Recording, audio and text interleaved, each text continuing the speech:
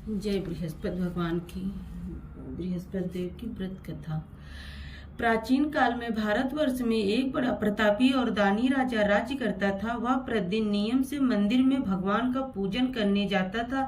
वह ब्राह्मण और गुरु की सेवा करता था। उसके द्वार से कोई भी याचक कभी निराश होकर नहीं लौटता था। वह प्रत्येक बृहस्पतिवार को व्रत रखता एवं पूजन करता था।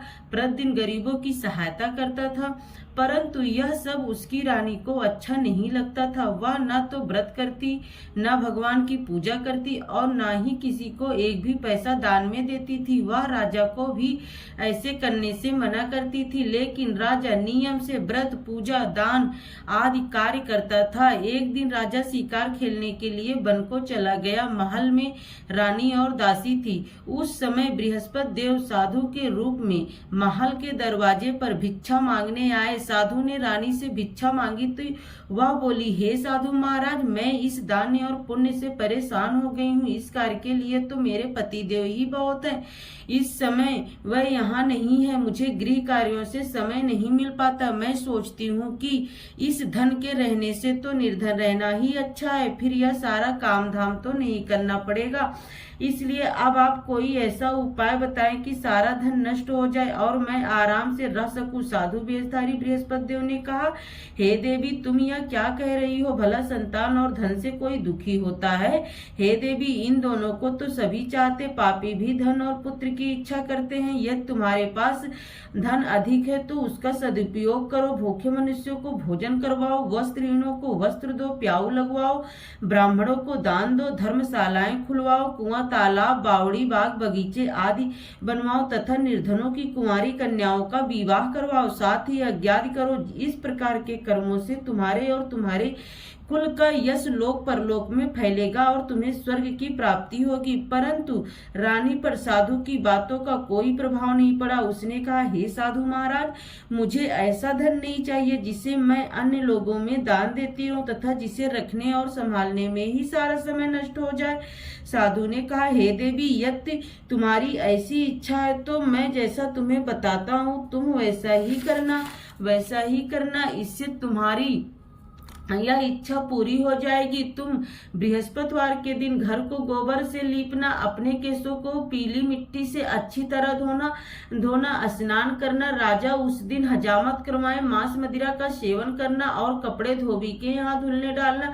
इस प्रकार 7 बृहस्पतिवार तक करने से तुम्हारा सारा धन नष्ट हो जाएगा। यह कहकर साधु महाराज रूपी बृहस्पति वहां से चले गए। साधु ने जैसा कहा था, रानी ने 7 बृहस्पतिवार तक वैसा ही करने का निश्चय किया। साधु के कहे अनुसार कार्य करते हुए अभी केवल 3 बृहस्पतिवार ही बीते थे कि बृहस्पति देव के कोप से उसकी सारी धन संपदा नष्ट हो गई। भोजन के लिए वह दोनों तरसने लगे तथा संसारिक भोगों से दुखी रहने लगे। तब राजा ने रानी से कहा, हे रानी, तुम यहाँ रहो, मैं परदेश जाता हूँ। यहाँ पर मुझे सभी मनुष्य जानते हैं, इसलिए मैं यहाँ पर कोई कार्य नहीं कर सकता। देश चोरी परदेश भीख बराबर है। यह कहकर राजा परदेश चला गया। वहां उसे कोई काम न मिला तो वह जंगल से लकड़ी काटकर लाने और शहर में ले जाकर बेचने लगा। इस प्रकार वह अपना जीवन व्यतीत करने लगा। इधर राजा के बिना रानी और दासी दुखी रहने लगी। उन्हें किसी दिन भोजन मिलता और वह किसी दिन वे केवल जल पीकर ही रह जाती। एक बार रानी और दासी को 7 दिन तक भोजन नहीं मिला तो रानी ने अपनी दासी से कहा, यहाँ पास के ही नगर में मेरी बहन रहती है, वह बहुत धनवान है, तो उसके पास जा और उससे 5 सेर बेझर मांग कर ले आ, जिससे कुछ दिन के लिए गुजर हो जाएगी। दासी रानी की बहन के यहाँ गई। उस दिन बृहस्पतिवार था। रानी की बहन उस समय बृहस्पति देव की पूजा कर रही थी। दासी ने रानी की बहन से कहा, हे रानी, मुझे आपकी बहन ने भेजा है, मुझे 5 सेर बेझर दे दो। दासी ने कई बार कहा, परंतु रानी की बहन ने कोई उत्तर नहीं दिया, क्योंकि वह उस समय बृहस्पतिवार की व्रत कथा सुन रही थी। जब रानी की बहन ने दासी को कोई उत्तर नहीं दिया तो वह बहुत दुखी होकर लौट गई। लौट कर उसने रानी से कहा, हे रानी, आपकी बहन बहुत ही घमंडी स्त्री है, वह छोटे लोगों से भी बात नहीं करती। मैंने उससे कहा तो उसने कोई उत्तर नहीं दिया। मैं वापस चली आई। रानी बोली, इसमें उसका कोई दोष नहीं है। बुरे दिनों में कोई सहारा नहीं देता। अच्छे बुरे का पता विपत्ति के ही समय चलता है। जो ईश्वर की इच्छा होगी वैसा ही होगा। यह सब हमारे भाग्य का दोष है। इधर जब रानी की बहन कथा सुनकर उठती तो उसने सोचा कि मेरी बहन की दासी आई थी, परंतु व्रत की कथा सुनने के कारण मैं उससे नहीं बोली। इससे वह बहुत दुखी हुई होगी। फिर भक्ति पूर्वक विष्णु भगवान का पूजन समाप्त कर वह अपनी बहन के घर गई और बोली, हे बहन, जब तुम्हारी दासी आई थी तब मैं बृहस्पतिवार का व्रत कर रही थी। जब तक कथा होती है तब तक न वहां से उठते हैं और ना ही बोलते हैं, इसलिए मैं नहीं बोली। अब तुम बताओ कि तुमने दासी क्यों भेजी थी? रानी बोली, बहन मेरे घर में अनाज नहीं था। तुम तो घर की दशा जानती हो, इसलिए मैंने दासी को तुम्हारे पास 5 सेर बेझल लेने के लिए भेजा था। रानी की बहन ने कहा, बहन, बृहस्पति देव सबकी मनोकामना पूर्ण करते हैं। फिर जाकर देखो, शायद तुम्हारे घर में ही अनाज रखा हो। यह सुनकर दासी ने घर के अंदर जाकर देखा तो वहां उसे एक घड़ा बेजर का भरा हुआ मिल गया। उसे बहुत हैरानी हुई, क्योंकि वह पहले भी एक बर्तन देख चुकी थी। उसने बाहर आकर रानी को इस बारे में बताया। दासी ने अपनी रानी से कहा, हे रानी, देखो, वैसे भी अन्न के अभाव में तो हम रोज ही व्रत करते हैं। इनसे व्रत की विधि और कथा पूछकर हम भी उस व्रत को किया करेंगे। दासी के ऐसा कहने पर रानी ने अपनी बहन से बृहस्पतिवार व्रत के बारे में पूछा। उसकी बहन ने बताया, बृहस्पतिवार के व्रत में बृहस्पतिवार के दिन चने की दाल और मुनक्का से विष्णु भगवान का केले की जड़ से पूजन करना चाहिए और दीपक जलाना चाहिए, पीला भोजन करना चाहिए तथा कथा सुननी चाहिए। इस प्रकार करने से बृहस्पति देव प्रसन्न होकर अन्न, पुत्र और धन देते हैं तथा सारी मनोकामनाएं पूर्ण करते हैं। व्रत और पूजन की विधि बताकर रानी की बहन अपने घर लौट गई। रानी और दासी दोनों ने निश्चय किया कि वह बृहस्पति देव का पूजन जरूर करेंगी। 7 दिन बाद बृहस्पतिवार के दिन उन्होंने व्रत रखा। वह घुड़साल में जाकर चना और गुड़ बिन लाई तथा उस चने की दाल बनाकर उससे वह गुड़ से केले की जड़ तथा विष्णु भगवान की पूजा की। अब पीला भोजन कहाँ से आए, यह सोचकर दोनों बड़ी दुखी हुई, पर उनके व्रत करने के कारण बृहस्पति देव प्रसन्न थे। अतः एक साधारण व्यक्ति के रूप में 2 थालों में पीला भोजन लेकर आए और दासी को देकर बोले, यह भोजन तुम्हारे और तुम्हारी रानी के लिए है, तुम दोनों इसी भोजन को करना। दासी भोजन पाकर बहुत प्रसन्न हुई और रानी के पास जाकर बोली, रानी जी, भोजन कर लो। रानी को भोजन आने के विषय में कुछ भी पता नहीं था, इसलिए उसने दासी से कहा, जा तू ही भोजन कर, क्यों व्यर्थ में हमारी हंसी उड़ा रही है। दासी बोली, एक व्यक्ति भोजन दे गया है। तो रानी बोली, वह तेरे लिए ही भोजन दे गया है, तू ही भोजन कर। दासी ने कहा, वह व्यक्ति हम दोनों के लिए भोजन दे गया, इसलिए मैं और आप दोनों ही साथ साथ भोजन करेंगी। आप दोनों ने बृहस्पति देव को नमस्कार कर भोजन किया। उसके बाद वह दोनों प्रत्येक बृहस्पतिवार को बृहस्पति देव का व्रत और पूजन करने लगी। बृहस्पति देव की कृपा से उसके पास फिर से धन हो गया, परंतु रानी पहले की तरह ही आलस्य करने लगी। तब दासी ने कहा, देखो रानी, तुम पहले भी इसी तरह का आलस्य करती थी, तुम्हें धन को रखने से कष्ट होता था, इसी कारण सारा धन नष्ट हो गया था। अब बृहस्पति देव की कृपा से फिर से धन मिला है तो तुम्हें पुनः आलस्य होने लगा है। बड़ी कठिनाइयों के बाद हमने यह धन पाया है, इसलिए तुम्हें दान पुण्य करना चाहिए, भूखे मनुष्यों को भोजन कराना चाहिए तथा प्याऊ लगवानी चाहिए, ब्राह्मणों और दीनहीनों को दान देना चाहिए, कुआं, तालाब, बावड़ी आदि का निर्माण करवाना चाहिए, मंदिर, पाठशालाएं बनवानी चाहिए, निर्धनों की कुंवारी कन्याओं का विवाह करवाना चाहिए और धन को शुभ कार्यों में खर्च करना चाहिए, जिससे तुम्हारे कुल का यश बढ़े और तुम्हें स्वर्ग की प्राप्ति हो और पितृ प्रसन्न हो। दासी की बात मानकर रानी इसी प्रकार सत्कार करने लगी। उसका यह चारों ओर फैलने लगा। उधर जब राजा परदेश गया तो वहां वह वहां बहुत दुखी रहने लगा। वह प्रतिदिन जंगल में जाकर लकड़ियां बीनकर ले आता और उन्हें शहर में ले जाकर बेच आता। इसी प्रकार वह अपने दुखी जीवन को बड़ी कठिनाई से व्यतीत करता था। एक दिन राजा दुखी होकर अपने बीते हुए दिनों को याद करके रोने लगा। तभी वहां बृहस्पति देव एक साधु के रूप में आए और राजा के पास आकर बोले, हे लकड़हारे, तुम इस सुनसान जंगल में किस चिंता में खोए हुए बैठे हो, मुझे बताओ। यह सुनकर राजा की आंखों में आंसू भर आए और वह साधु को प्रणाम कर बोला, हे प्रभु, आप तो सब कुछ जानते हैं। यह कहकर राजा ने साधु को अपनी सारी कहानी सुना दी। महात्मा जी ने राजा से कहा, हे राजा, तुम्हारी पत्नी ने बृहस्पति देव का अनादर किया था, जिसकी वजह से तुम्हारी यह दशा हुई है। अब तुम किसी प्रकार की चिंता न करो, भगवान तुम्हें पहले से भी अधिक धन देंगे। तुम्हारी पत्नी ने बृहस्पतिवार का व्रत करना प्रारंभ कर दिया। अब तुम भी बृहस्पतिवार का व्रत किया करो और चने की दाल व गुड़ को जल के लोटे में डालकर केले की जड़ में पूजन करो। पूजन करने के बाद बृहस्पतिवार की कथा कहो या सुनो। बृहस्पति भगवान तुम्हारी सारी मनोकामना को पूर्ण करेंगे। साधु की बात को सुनकर राजा बोला, हे प्रभु, लकड़ी बेचने पर मुझे इतना पैसा नहीं मिलता जिससे मैं भोजन करने के उपरांत कुछ बचा सकूं। रात को मैंने सपने में अपनी रानी को व्याकुल देखा है। मेरे पास कोई ऐसा नहीं है जिससे मैं उनका समाचार जान सकूं। फिर बृहस्पति देव की क्या कथा कहूं, यह भी मुझे मालूम नहीं है। साधु ने कहा, हे राजा, तुम किसी तरह की चिंता मत करो। बृहस्पतिवार के दिन तुम रोज की तरह लकड़ियां लेकर शहर में जाओ। तुम्हें रोज से दुगना धन मिलेगा, जिससे तुम अच्छी तरह भोजन कर सकोगे तथा उससे बृहस्पति देव की पूजा का सामान भी आ जाएगा। बृहस्पति देव की कथा इस प्रकार है। बृहस्पति देव की कथा। प्राचीन काल में एक बहुत ही गरीब ब्राह्मण था। उसके कोई संतान नहीं थी। वह नित्य पूजा पाठ करता था, लेकिन उसकी स्त्री बहुत मलिन स्वभाव की थी। वह न तो स्नान करती थी और न ही किसी देवी देवता का पूजन करती थी। वह सुबह उठते ही सबसे पहले भोजन करती, बाद में कोई अन्य कार्य करती। इससे ब्राह्मण बहुत दुखी रहता था। वह पत्नी को बहुत समझाता पर वह कुछ नहीं सुनती।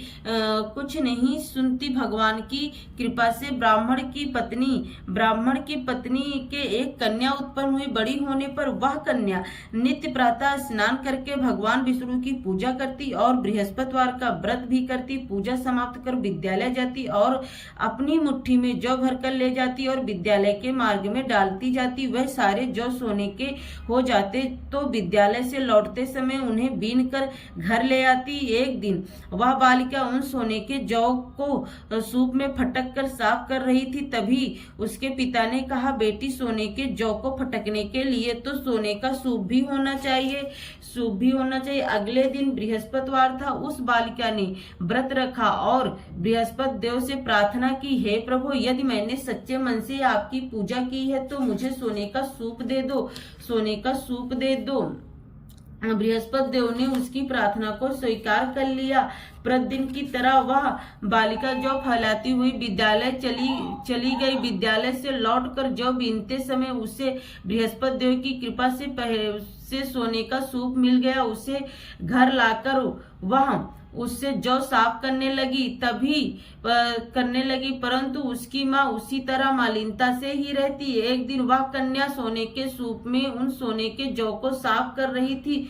उसी समय उस नगर का राजकुमार वहां से गुजरा। इस कन्या के रूपशील और गुण को देखकर वह उस पर मोहित हो गया। राजमहल लौटकर उसने भोजन और जल त्याग दिया और उदास होकर लेट गया। राजा को जब राजकुमार के अन्न जल त्यागने के बारे में पता लगा तो वह अपने प्रधानमंत्री के साथ राजकुमार के पास गया और बोला, हे पुत्र, तुम्हें क्या कष्ट है? किसी ने तुम्हारा अपमान किया है या कोई और कारण है तो मुझे बताओ, मैं वही करूंगा जिससे तुम प्रसन्न हो। अपने पिता की बात सुनकर राजकुमार ने कहा, आपकी कृपा से मुझे किसी प्रकार का दुख नहीं है और ना ही किसी ने मेरा अपमान किया है, लेकिन मैं उस लड़की के साथ विवाह करना चाहता हूँ जो सोने के सूप में सोने के जौ को साफ कर रही थी। थी। यह सुनकर राजा को आश्चर्य हुआ और बोला, हे पुत्र, तुम ही इस तरह की कन्या का पता लगाओ, मैं तुम्हारा विवाह अवश्य ही उसके साथ कर दूंगा।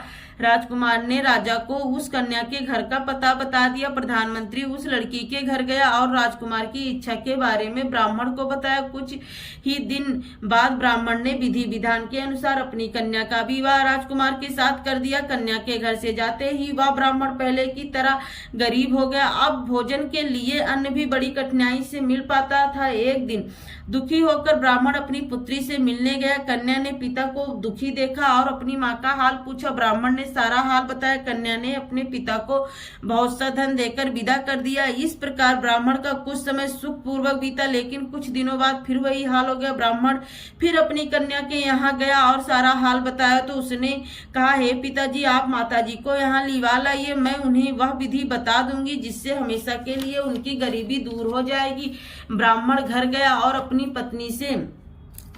पत्नी को साथ लेकर अपनी पुत्री के घर पहुंचा तो पुत्री ने अपनी माँ को समझाते हुए कहा, हे माँ, तुम प्रातः काल उठकर सबसे पहले स्नान करके विष्णु भगवान का पूजन किया करो तो तुम्हारे घर की सारी दरिद्रता दूर हो जाएगी। लेकिन उसकी माँ ने उसकी बात नहीं मानी। वह प्रातः काल उठकर अपनी पुत्री की बची जूठन खा लेती थी। एक दिन उसकी पुत्री को बड़ा गुस्सा आया और रात में उसने एक कोठरी से सारा सामान निकालकर अपनी माँ को उसमें बंद कर दिया। प्रातः काल उसे निकाल कर और स्नान करा के पूजा पाठ करवाया तो उस ब्राह्मणी की बुद्धि ठीक हो गई। अब वह नियम से पूजा पाठ करती और प्रत्येक बृहस्पतिवार को व्रत रखती। इस व्रत के प्रभाव से ब्राह्मण और ब्राह्मणी भी बहुत धनवान और सुखी हो गए तथा बृहस्पति देवता के प्रभाव से इस लोक का सुख भोग कर वह दोनों स्वर्ग को गए। इस तरह कथा कहकर साधु देवता वहां से अंतर ध्यान हो गए। धीरे धीरे समय बीतने पर फिर बृहस्पतिवार का दिन आया। राजा जंगल से लकड़ी काटकर उन्हें शहर में बेचने गया। उस दिन से उसे बाकी दिनों से अधिक धन मिला। राजा ने चना गुड़ आदि लाकर बृहस्पतिवार का व्रत किया। उस दिन से उसके सारे कलेश दूर हो गए, पर अगले बृहस्पतिवार को वह व्रत करना भूल गया। इस वजह से बृहस्पति देव के नाराज हो जाने के कारण उसे बहुत कष्ट झेलना पड़ा। उस दिन उस नगर के राजा ने एक विशाल यज्ञ का आयोजन किया और उसने अपने पूरे राज्य में घोषणा करवा दी कि कोई भी व्यक्ति अपने घर में भोजन न बनाए और ना ही आग जलाएं। सभी लोग मेरे यहाँ आकर भोजन करें। जो इस आज्ञा का पालन नहीं करेगा उसे फांसी की सजा दी जाएगी। राजा के आदेश के अनुसार राज्य के सभी निवासी राजा के भोज में सम्मिलित हुए, पर लकड़हारा थोड़ी देर में पहुंचा, इसलिए राजा उसे अपने साथ महल में ले गया। जब राजा लकड़हारे को भोजन करा रहा था तो रानी की दृष्टि उसी खूंटी पर गई जिस पर उसका हार लटका हुआ था। वहां उसे हार दिखाई नहीं दिया। रानी ने सोचा कि अवश्य ही मेरा हार इस लकड़हारे ने चुरा लिया है। उसने उसी समय सैनिक बुलवाकर उस लकड़हारे को बंदीगिरी में डलवा दिया।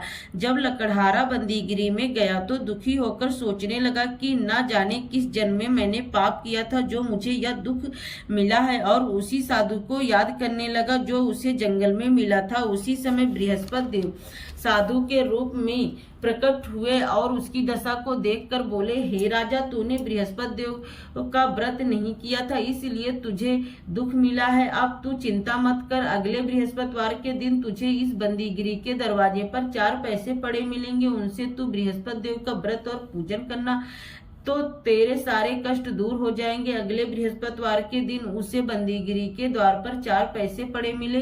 राजा ने पूजा का सामान मंगवाया और कथा कहकर प्रसाद बांटा। उसी रात बृहस्पति देव ने उस नगर के राजा को स्वप्न में कहा, हे राजा, तूने जिस व्यक्ति को बंदीगिरी में बंद रखा है वह निर्दोष है, वह एक अन्य नगर का राजा है, उसे छोड़ दे। रानी का हार उसी खूंटी पर लटका हुआ है, अगर तू उसे नहीं छोड़ेगा तो मैं तेरे राज्य को नष्ट कर दूंगा। प्रातः काल राजा उठकर खूंटी पर हार टांगा हुआ देखा तो उसने लकड़हारे को बुलाकर क्षमा मांगी और राजा का योग सुंदर वस्त्र आभूषण देकर उसे विदा किया। इधर एक दिन रानी और दासी सोचने लगी कि न जाने राजा किस हाल में होंगे, उनका कुछ पता नहीं है। उन्होंने बृहस्पति देव से प्रार्थना की और भगवान ने रात में राजा को स्वप्न में दर्शन देकर कहा, हे राजा उठ, तेरी रानी तुझको याद कर रही है, अब तू अपने देश को लौट जा। राजा प्रातःकाल उठकर सोचने लगा कि स्त्री जात तो खाने और पहनने की साथी होती है, पर भगवान की आज्ञा को मानकर वह अपने नगर को लौटने लगा, अपने नगर को चलने लगा। राजा जब नगर के पास पहुंचा तो उससे बहुत आश्चर्य हुआ। नगर में पहले से भी अधिक बाग, तालाब, कुएं, बहुत सी धर्मशालाएं और मंदिर आदि बने हुए थे। राजा ने पूछा कि बाग और धर्मशालाएं किसके हैं? तब नगर के सभी लोग कहने लगे कि यह सब रानी और दासी ने बनवाया है। यह सुनकर राजा को आश्चर्य हुआ और गुस्सा भी आया। जब रानी ने यह सुना कि राजा आ रहे हैं तो वह अपनी दासी से बोली, देख, राजा हमको बहुत बुरी दशा में छोड़ गए थे, वह हमारी ऐसी दशा देखकर लौट न जाए, इसलिए तू दरवाजे पर जाकर खड़ी हो जा। रानी के आदेश पर दासी दरवाजे पर खड़ी हो गई। जब राजा आए तो उन्हें अपने साथ महल में लिवा लाई। तब राजा ने क्रोध में रानी से पूछा, बताओ यह धन तुम्हें कैसे मिला? तब रानी ने उसे बताया कि हमें यह सारा धन बृहस्पति देव का व्रत करने के कारण प्राप्त हुआ है। अब राजा ने निश्चय किया कि 7 दिन बाद तो सभी बृहस्पति देव की पूजा करते हैं, पर मैं रोज दिन में 3 बार कथा कहा करूंगा तथा रोज व्रत करूंगा। अब हर समय राजा के दुपट्टे में चने की दाल बंधी रहती और वह दिन में 3 बार कथा कहता। एक दिन राजा ने सोचा कि अपनी बहन के यहाँ हो आऊं। यह सोचकर राजा घोड़े पर सवार होकर अपनी बहन के यहाँ चल दिया। मार्ग में उसे कुछ आदमी एक मुर्दे को लेकर जाते हुए दिखाई दिए। राजा ने उन्हें रोककर कहा, अरे भैया, मुझसे बृहस्पति भगवान की कथा सुन लो। वह बोला, लो, हमारा तो आदमी मर गया है, उससे अपनी कथा की पड़ी है। लेकिन कुछ व्यक्तियों ने कहा, अच्छा कहो, हम तुम्हारी कथा को सुनेंगे। राजा ने चलने की दाल निकाली और कथा कहानी शुरू कर दी। कथा के आदि होते हुए मुर्दा हिलने लगा और जैसे ही कथा समाप्त हुई वैसे ही राम राम कहते हुए वह मुर्दा उठकर खड़ा हो गया। राजा वहां से आगे बढ़ा। चलते चलते शाम हो गई। आगे मार्ग में उसे एक किसान खेत में हल चलाता हुआ दिखा। राजा ने उससे कहा, अरे भैया, तुम मुझसे बृहस्पति भगवान की कथा सुन लो। किसान बोला, जितनी देर में मैं तेरी कथा सुनूंगा उतनी देर में 4 हरया खेत जोत लूंगा। जा अपनी कथा किसी और को सुनाना। राजा आगे चलने लगा। राजा के वहां से चलते ही किसान के बैल पछाड़ खाकर गिर गए और किसान के पेट में बहुत तेज से दर्द होने लगा। उसी समय किसान की माँ रोटी लेकर खेत पर आई। जब उसने अपने पुत्र की ऐसी दशा देखी तो उसने सारा हाल पूछा। किसान ने सारी बात बता दी। किसान की माँ दौड़ी दौड़ी राजा के पास गई और उससे कहने लगी, मैं तुझसे कथा सुनूंगी, तू अपनी कथा मेरे खेत पर ही चलकर कहना। राजा ने लौटकर खेत पर जाकर कथा कही जिसे सुनते ही बैल उठकर खड़े हो गए और किसान के पेट में दर्द होना भी बंद हो गया। राजा अपनी बहन के घर पहुंचा। बहन ने भाई का बड़ा स्वागत किया। दूसरे दिन प्रातः काल राजा जागा तो उसने देखा कि सभी व्यक्ति भोजन कर रहे हैं। राजा ने अपनी बहन से पूछा, क्या कोई ऐसा व्यक्ति है जिसने भोजन न किया हो और जो मेरी बृहस्पतिवार की कथा सुन ले? बहन ने कहा, हे भैया, यहाँ के लोग पहले भोजन करते हैं, बाद में अन्य कार्य करते हैं। फिर भी यदि पड़ोस में कोई ऐसा है तो मैं देख आती हूँ। यह कहकर बहन देखने गई, लेकिन उसे कोई भी ऐसा व्यक्ति नहीं मिला जिसने भोजन न किया हो। फिर वह पड़ोस के एक कुम्हार के घर गई जिसका लड़का बहुत बीमार था, इस कारण उसके यहाँ 3 दिन से किसी ने भोजन नहीं किया था। रानी ने उस कुम्हार से अपने भाई की कथा सुनने के लिए कहा तो वह तैयार हो गया। राजा ने उसके घर जाकर बृहस्पतिवार की कथा कही जिसे सुनकर उसका लड़का ठीक हो गया। अब तो सभी लोग राजा की प्रशंसा करने लगे। एक दिन राजा अपनी बहन से बोला, हे बहन, अब मैं अपने घर चलूंगा, तुम भी तैयार होकर चलो। राजा की बहन ने अपनी सास से अपने भाई के साथ जाने की अनुमति मांगी तो सास ने कहा, चली जा, पर अपने लड़कों को साथ में न ले जाना क्योंकि तेरे भाई को कोई संतान नहीं है। बहन ने अपने भैया से कहा, हे भैया, मैं तो चलूंगी लेकिन कोई बच्चा नहीं जाएगा। तो राजा बोला, जब कोई बच्चा ही नहीं चलेगा तो तुम चलकर क्या करोगे? दुखी मन से राजा अपने घर लौट आया।